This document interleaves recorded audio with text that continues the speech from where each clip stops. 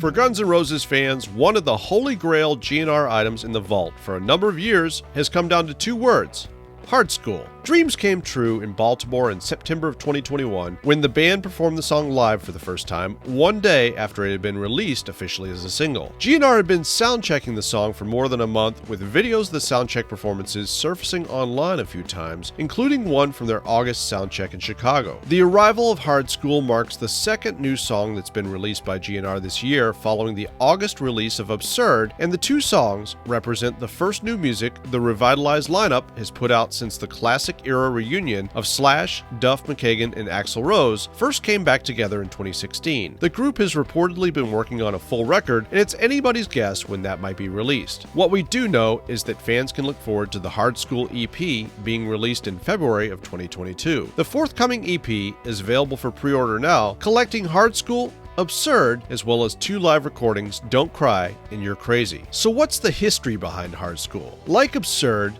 Hard Skool dates back to the sessions for Chinese Democracy, but the roots of the track can be tied back even further to the mid-90s when Guns N' Roses were in the studio working on a song that was set to be part of Jackie Chan's next movie, as Duff McKagan revealed during a 1996 radio appearance on Howard Stern. The song itself, which allegedly had a working title of Jackie Chan, didn't make its way to the silver screen, but stayed in the arsenal of material that Axl Rose and Guns N' Roses were working on. As former GNR drummer Matt Sorum details in his Double Talk and Jive memoir, the song made it in front of Rick Rubin, who was in talks at the time about potentially producing GNR. He liked what he heard and asked Rose if there were any lyrics. Rose seemed surprised and told him there were no lyrics. Rubin left, and according to Sorum, the producer was out of the GNR picture immediately. Flash forward to the Chinese Democracy sessions. A snippet of the song leaked prior to the eventual release of the album in 2008, and although the song itself didn't make the final release, Rose confirmed during a fan chat that same year, Jackie Chan was the working title. 2019 brought an interesting series of events as former GNR A&R man Tom Zutaut had the contents of a storage locker auctioned off. Included in that haul of materials from that storage locker